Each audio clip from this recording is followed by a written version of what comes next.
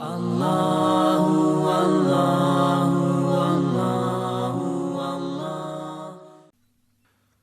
عنکبوت کی آیت نمبر 31۔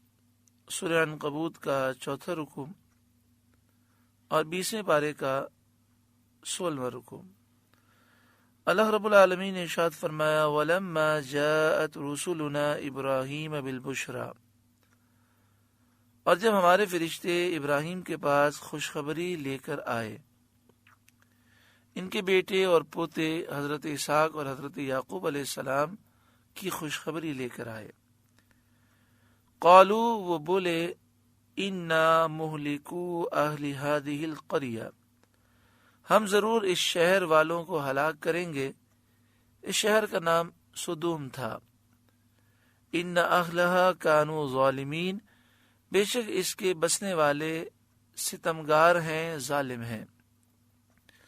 قال ان فیہا لوطا، ابراہیم علیہ السلام نے کہا اس میں تو لوط ہیں، اور لوط علیہ السلام اللہ کے نبی اور اس کے برگزیدہ بندے ہیں۔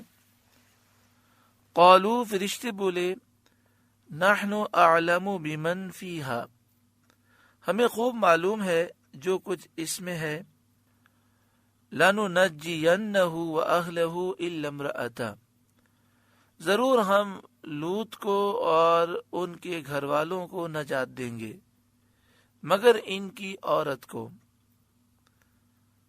یعنی ان کی زوجہ ہلاک ہوگی۔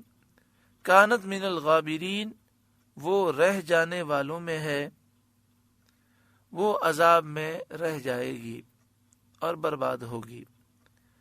ولما ان جاءت رسلنا لوطا سیء بہم، اور جب ہمارے فرشتے لوط کے پاس آئے، ان کا آنا لوط کو ناگوار ہوا۔ خوبصورت مہمانوں کی شکل میں فرشتے آئے، لوط علیہ السلام کو یہ آنا ناگوار گزرا قوم کی برے اعمال کی وجہ سے کہ وہ خوبصورت مہمانوں کے ساتھ برا کام کرتے تھے۔ وَضَاقَ بِهِمْ ذَرْعًا وَقَالُوا لَا تَخَفْ، اور ان کے سبب دل تنگ ہوا اور فرشتوں نے کہا نہ ڈریے، یعنی قوم کے افعال، کام اور حرکات اور ان کی نالائقی کا خیال کر کے حضرت لوط علیہ السلام کا دل تنگ ہوا۔ اس وقت فرشتوں نے ظاہر کیا کہ وہ اللہ کے بھیجے ہوئے ہیں، اور فرشتوں نے کہا کہ نہ ڈریے، قوم سے نہ ڈریے، آپ یہ ہمیں کچھ بھی نقصان نہیں پہنچا سکیں گے۔ ولا تحزن، اور نہ غم کیجیے، یعنی آپ ہمارا غم نہ کریں کہ قوم کے لوگ ہمارے ساتھ کوئی بے ادبی یا گستاخی کریں گے۔ ہم فرشتے ہیں، وہ ہماری گستاخی بے ادبی نہیں کر سکیں گے، ہم ان لوگوں کو ہلاک کریں گے۔ انا منجوک واہلک الا امرأتک، بے شک ہم آپ کو اور آپ کے گھر والوں کو نجات دیں گے مگر آپ کی عورت، یعنی آپ کی زوجہ ہلاک ہوگی۔ کانت من الغابرین، وہ رہ جانے والوں میں ہے۔ حضرت لوط علیہ السلام کی بیوی اپنے آپ کو مسلمان ظاہر کرتی تھی لیکن منافقہ تھی۔ انا منزلون علی اہل هذه القریہ رجزا من السماء بما كانوا يفسقون، بے شک ہم اس شہر والوں پر آسمان سے عذاب اتارنے والے ہیں بدلہ ان کی نافرمانیوں کا۔ وَلَقَدْ تَرَكْنَا مِنْهَا آيَةً بَيِّنَةً لِقَوْمٍ يَعْقِلُونَ، اور بے شک ہم نے اس سے روشن نشانی باقی رکھی عقل والوں کے لیے۔ حضرت عبداللہ بن عباس رضی اللہ تعالی عنہما نے فرمایا کہ وہ روشن نشانی قوم لوط کے ویران مکان ہے۔ قوم ہلاک ہو گئی، ویران مکان موجود ہیں۔ عرب کے لوگ اس زمانے میں جب گزرتے، جب قرآن پاک کا نزول ہو رہا تھا، تو وہ قوم لوط کے ویران مکانات وہ دیکھتے، اور یہ عبرت کی نشانیاں تھیں۔ وَإِلَى مَدْيَنَ أَخَاهُمْ شُعَيْبًا، مدین کی طرف ان کے ہم قوم شعیب کو بھیجا۔ فَقَالَ يَا قَوْمِ اعْبُدُوا اللَّهَ تو انہوں نے فرمایا اے میری قوم اللہ کی بندگی کرو، اللہ کی عبادت کرو، ورجل یوم الآخر، اور پچھلے دن کی امید رکھو، یعنی قیامت کے دن کی امید رکھو، ایسے کام ایسے افعال بجا لا کر جو ثواب آخرت کا باعث ہوں، نیک اعمال کرو، ولا تعثوا فی الارض مفسدین، اور زمین میں فساد پھیلاتے نہ پھرو، فکذبوہ، تو انہوں نے شعیب کو جھٹلایا، فاخذتہم الرجفۃ، تو انہیں زلزلے نے پکڑ لیا، زلزلے نے آ لیا، فاصبحوا فی دارہم جاثمین، تو صبح اپنے گھروں میں گھٹنوں کے بل پڑے رہ گئے، یعنی مردے بے جان رہ گئے، زوردار آواز پیدا ہوئی، پھر زلزلہ آیا، گھٹنے کے بل ہی تھے اور ہلاک ہو گئے، کہ مطلب یہ ہے کہ فوراً ہی ہلاک ہو گئے۔ وعادا وثمودا، اور عاد اور سمود کو ہلاک فرمایا، وقد تبین لکم من مساکنہم، اور تمہیں ان کی بستیاں معلوم ہو چکی ہیں، یعنی اے اہل مکہ، حجر اور یمن میں جب تم اپنے سفروں میں وہاں گزرے ہو تو تمہیں ان کی بستیاں معلوم ہو چکی ہیں۔ وَزَيَّنَ لَهُمُ الشَّيْطَانُ أَعْمَالَهُمْ، اور شیطان نے ان کے کرتوت ان کی نگاہ میں بھلے کر دکھائے۔ یہ شیطان کا بڑا خطرناک وار ہوتا ہے۔ آج اگر ایک مسلمان بدنگاہی کرے، فلمیں دیکھے، ڈرامے دیکھے، بے پردہ عورتوں کو دیکھے، شادی کے موقع پر ڈانس ہو، ناچ ہو، گانے ہو، بے پردگی ہو، شریعت کے خلاف کام ہو، ناجائز رسومات ہوں، خرافات ہوں، اور انسان کے دل میں خیال بھی نہ گزرے کہ میں کام غلط کر رہا ہوں، بلکہ جو غلط کہے اس کو اگر مومن غلط سمجھے، مسلمان کہے کہ یہ کیسے دقیانوسی لوگ ہیں، کیسی باتیں کرتے ہیں، ہم نے تو شادی بڑے دھوم دھام سے کی ہے، بالکل صحیح کام کیا ہے، تو جو گناہ کو اچھا سمجھے وہ شخص ہے کہ شیطان نے اس کے برے اعمال خوبصورت بنا کر دکھائے۔ ایک شیطان کا بڑا خطرناک وار ہے، وہ یہ کہ لوگ جب محفل میلاد، درس قرآن و حدیث کی محفل رکھتے ہیں شادی کے موقع پر، تو ان کی نیت بسا اوقات غلط ہوتی ہے۔ وہ کہتے ہیں کہ بس ایک محفل رکھ لیں جس میں ہم حضور کی نعتیں سن لیں، حمد سن لیں، قرآن پاک کی تلاوت سن لیں، ایک قرآن خوانی ہو جائے، ایک درس قرآن ہو جائے، تو ہم نے بہت بڑا کمال کر دیا۔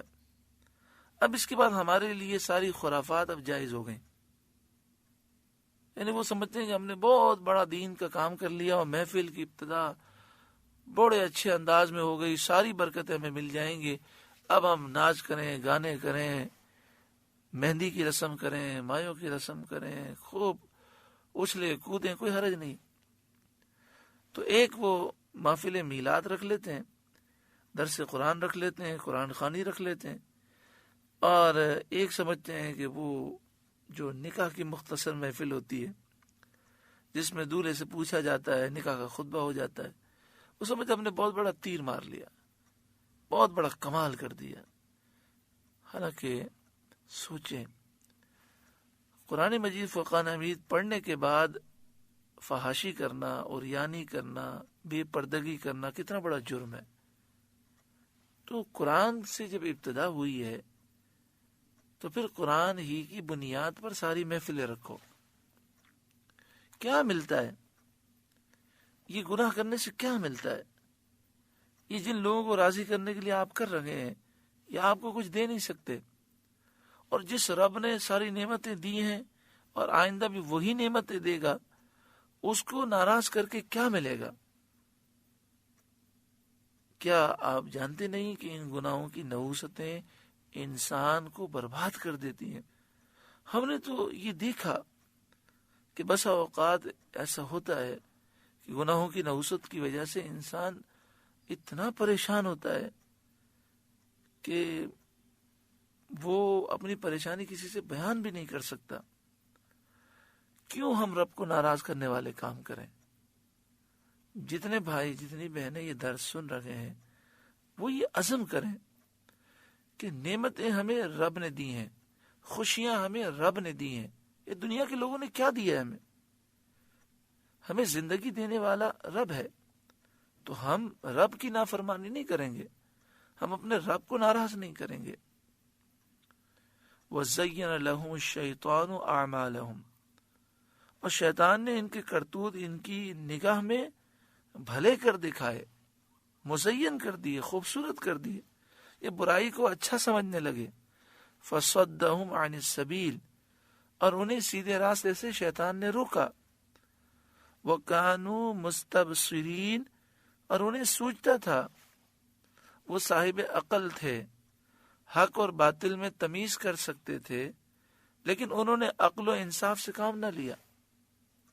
آج بات چلی شادی کی رسومات کی، تو یہ بھی عرض کر دوں کہ آپ اپنے ضمیر سے بتائیں کہ دولہے کا عورتوں میں جانا اور اسٹیج پر عورت کے ساتھ بیٹھنا اور ساتھ میں دولہے کے دوستوں کا بھی جانا اور اس طرح فوٹو کھنچوانا، موویاں بنانا، کیا شریعت اس بات کی اجازت دیتی ہے؟ کیوں گناہ کیا جاتا ہے؟ کیا ان لوگوں نے خوشی کا موقع دیا ہے یا رب نے دیا ہے؟ جب رب نے دیا ہے تو رب کی نافرمانی کیوں کی جاتی ہے؟ اللہ تبارک و تعالیٰ کرم فرمائے اور تمام ان خرافات سے امت کو نجات عطا فرمائے.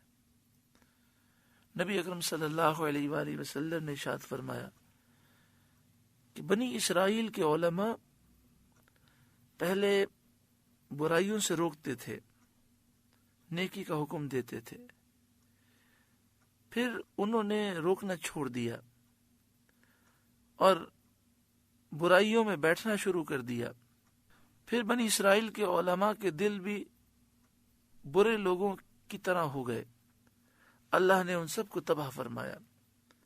پھر آپ صلی اللہ علیہ وآلہ وسلم نے فرمایا میری امت کے علماء کو ایسا نہیں کرنا، یعنی علماء حق بیان کریں، برائی سے روکیں، اور جس محفل میں، جس شادی میں بے پردگی ہو، گانے بج رہے ہوں، میوزک بج رہے ہوں، جہاں اس طرح کی خرافات ہوں، جو علماء ہیں، جو مشائخ ہیں، جو مذہبی لوگ ہیں، ان کے لیے تو جانا بڑا سخت گناہ ہے کہ انہیں دیکھ کر گناہ گاروں کا حوصلہ بلند ہوتا ہے، کیونکہ وہ قوم کے مقتدی ہیں. تو ایسے لوگوں کو تو ایسی محفلوں کا بائیکاٹ کرنا چاہیے اور مذمت کرنی چاہیے اور باقاعدہ کہیں کہ ہم نہیں آئیں گے، آپ میوزک بجا رہے ہیں، ارے یہ بے پردگی ہے، ہم کیسے بیٹھ سکتے ہیں؟ اللہ تبارک و تعالی ہر ایک پر کرم فرمائے اور ہر ایک کو دین کی سمجھ عطا فرمائے. جب علماء، مشائخ اور مذہبی لوگ ہی برائیوں میں جا کر بیٹھ جائیں، گانے سن رہے ہیں، موسیقی سن رہے ہیں، بلکہ نعوذ باللہ من ذالک بڑا افسوس ہوتا ہے، لوگ بتاتے ہیں کہ جو فنکشن ہوتا ہے ڈانس کا، اسٹیج پر لڑکیاں ڈانس کر رہی ہوتی ہیں اور مذہبی لوگ ماشاءاللہ داڑھی شریف بھی ہے، نمازی بھی ہیں، پیشانی پر سجدے کا نشان بھی ہے، بیٹھے ہوئے، ہاں آپس میں باتیں کر رہے ہوتے ہیں، یار کیا کر رہے ہیں، دیکھیں یہ نہیں کرنا چاہیے، کتنی غلط بات ہے. لیکن شریعت ہمیں یہ حکم دیتی ہے کہ جہاں برائی ہو رہی ہے روک سکتے ہیں تو روکیں، ورنہ اٹھ کر چلے جائیں. اللہ تعالی ہر ایک کو شریعت پر عمل کرنے کی توفیق عطا فرمائے. وَقَارُونَ وَفِرْعَوْنَ وَحَامَانَ، اور قارون اور فرعون اور حامان کو اللہ تعالی نے ہلاک فرمایا. وَلَقَدْ جَاءَهُمْ مُوسَى بِالْبَيِّنَاتِ، اور بے شک ان کے پاس موسیٰ روشن نشانیاں لے کر آئے. فَاسْتَكْبَرُوا فِي الْأَرْضِ، تو انہوں نے زمین میں تکبر کیا. وَمَا كَانُوا سَابِقِينَ، اور وہ ہم سے نکل جانے والے نہ تھے کہ ہمارے عذاب سے بچ سکتے. فَكُلًّا أَخَذْنَا بِذَنبِهِ، تو ان میں ہر ایک کو ہم نے اس کی گناہ پر پکڑا. فَمِنْهُمْ مَنْ أَرْسَلْنَا عَلَيْهِ حَاصِبًا، تو ان میں ہم نے کسی پر پتھراؤ بھیجا، اور وہ قوم لوط تھی جن کو چھوٹے چھوٹے سنگریزوں پتھروں سے ہلاک کیا گیا جو تیز ہوا سے ان پر لگتے تھے. وَمِنْهُمْ مَنْ أَخَذَتْهُ الصَّيْحَةُ، اور ان میں کسی کو چنگار زوردار آواز نے آ لیا، پکڑ لیا. یعنی قوم سمود ہولناک آواز کی عذاب سے ہلاک کی گئی. وَمِنْهُمْ مَنْ خَسَفْنَا بِهِ الْأَرْضَ، اور ان میں کسی کو زمین میں دھسا دیا، یعنی قارون اور اس کے ساتھیوں کو. وَمِنْهُمْ مَنْ أَغْرَقْنَا، اور ان میں کسی کو ڈبو دیا، جیسے قوم نوح کو اور فرعون کو اور اس کی قوم کو. وَمَا كَانَ اللَّهُ لِيَظْلِمَهُمْ، اور اللہ کی شان نہ تھی کہ ان پہ ظلم کرے، وہ کسی کو بغیر گناہ کے عذاب میں گرفتار نہیں کرتا. وَلَكِنْ كَانُوا أَنفُسَهُمْ يَظْلِمُونَ، ہاں وہ خود ہی اپنی جانوں پر ظلم کرتے تھے، نافرمانیاں کر کے، کفر اور طغیان اختیار کر کے خود اپنی جانوں پر وہ ظلم کرتے تھے. مثل الذین اتخذوا من دون اللہ اولیاء، ان کی مثال جنہوں نے اللہ کے سوا اور مالک بنا لیے ہیں، یعنی بتوں کو معبود خدا الہ ٹھہرایا ہے، یہ ان بتوں کو خدا سمجھتے ہیں، ان کے ساتھ امیدیں وابستہ کر رکھی ہیں، اور واقع میں ان کے عجز و بے اختیاری کی مثال یہ ہے کمثل العنکبوت، مکڑی کی طرح، اتخذت بیتا، مکڑی نے جالے کا گھر بنایا اپنے رہنے کے لیے، نہ اس سے گرمی دور ہو نہ سردی، نہ گرد و غبار نہ بارش. یعنی یہ مکڑی کا گھر نہ اسے گرمی سے بچاتا ہے، نہ سردی سے، نہ گرد و غبار سے، نہ بارش سے، کسی چیز سے اس کی حفاظت نہیں کرتا. ایسے ہی بت ہیں کہ اپنے پجاریوں کو نہ دنیا میں نفع پہنچا سکیں، نہ آخرت میں کوئی ضرر پہنچا سکیں. وَإِنَّ أَوْهَنَ الْبُيُوتِ لَبَيْتُ الْعَنْكَبُوتِ، اور بے شک سب گھروں میں کمزور گھر مکڑی کا گھر ہے. ایسے ہی سب دینوں میں کمزور اور نکما دین بت پرستوں کا دین ہے. حضرت صدر افاضل مولانا نعیم الدین مراد آبادی علیہ رحمہ تفسیر خزائن العرفان میں لکھتے ہیں، ایسے ہی سب دینوں میں کمزور اور نکما دین بت پرستوں کا دین ہے. حضرت علی مرتضی رضی اللہ تعالیٰ عنہ سے مروی ہے، آپ نے فرمایا اپنے گھروں سے مکڑیوں کے جالے دور کرو، یہ ناداری کا باعث ہوتے ہیں، یعنی تنگ دستی اور بے برکتی کا باعث ہیں. لو کانوا یعلمون، کیا اچھا ہوتا اگر جانتے کہ ان کا دین اس قدر نکما ہے. کیا اچھا ہوتا اگر جانتے، اس کی تفسیر میں خزائن عرفان میں لکھا کہ ان کا دین اس قدر نکما ہے، اگر یہ جان لیتے تو ان کے حق میں اچھا ہوتا. ان اللہ یعلم ما یدعون من دونہ من شیء، اللہ جانتا ہے جس چیز کی اس کے سوا پوجا کرتے ہیں کہ وہ کچھ حقیقت نہیں رکھتی، اللہ اس بات کو جانتا ہے، بے حقیقت چیزیں ہیں. وَهُوَ الْعَزِيزُ الْحَكِيمُ، اور وہی عزت اور حکمت والا ہے. تو عاقل کو کب شایع ہے، عقل مند کو سوچنا چاہیے کہ یہ کوئی عقل مندی ہے کہ عزت و حکمت والے قادر مختار کی عبادت چھوڑ کر بے علم بے اختیار پتھروں کی پوجا انسان کرے. وَتِلْكَ الْأَمْثَالُ نَضْرِبُهَا لِلنَّاسِ، اور یہ مثالیں ہم لوگوں کے لیے بیان فرماتے ہیں. وَمَا يَعْقِلُهَا إِلَّا الْعَالِمُونَ، اور انہیں نہیں سمجھتے مگر علم والے، یعنی ان کے حسن و خوبی اور ان کے نفع اور فائدے اور ان کی حکمت کو علم والے سمجھتے ہیں۔ یہ جو مثالیں ہیں، ان مثالوں میں کیا خوبی ہے، کیا حسن ہے، کیا نفع ہے، کیا فائدہ ہے، اس میں حکمت کیا ہے، ان ساری چیزوں کو علم والے سمجھتے ہیں۔ جیسا کہ اس مثال نے مشرک اور موحد کا حال خوب اچھی طرح ظاہر کر دیا اور فرق واضح فرما دیا۔ قریش کے کفار نے طنز کے طور پر کہا تھا کہ اللہ تعالیٰ مکھی اور مکڑی کی مثالیں بیان فرماتا ہے، اور اس پر انہوں نے ہنسی بنائی تھی۔ اس آیت میں ان کا رد کر دیا گیا کہ وہ جاہل ہیں، مثال بیان کرنے کی حکمت کو نہیں جانتے۔ مثال سے مقصد سمجھانا ہوتا ہے، اور جیسی چیز ہو اس کی شان ظاہر کرنے کے لیے، اس کو سمجھانے کے لیے ویسی ہی مثال دینا یہ حکمت کے تقاضے کے مطابق ہے۔ تو باطل اور کمزور دین کے ضعف بطلان کے اظہار کے لیے، یہ ظاہر کرنے کے لیے کہ یہ باطل کمزور دین کتنا کمزور اور کتنا باطل ہے، اس کو ظاہر کرنے کے لیے یہ مثال بہت ہی نافع ہے، نفع دینے والی ہے۔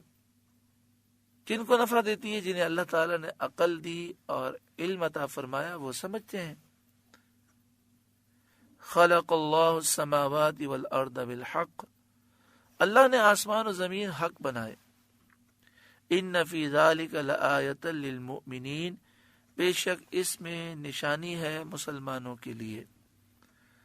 سورہ عنکبوت کا 4واں رکوع مکمل ہوا۔ الحمدللہ 20واں پارہ بھی مکمل ہوا۔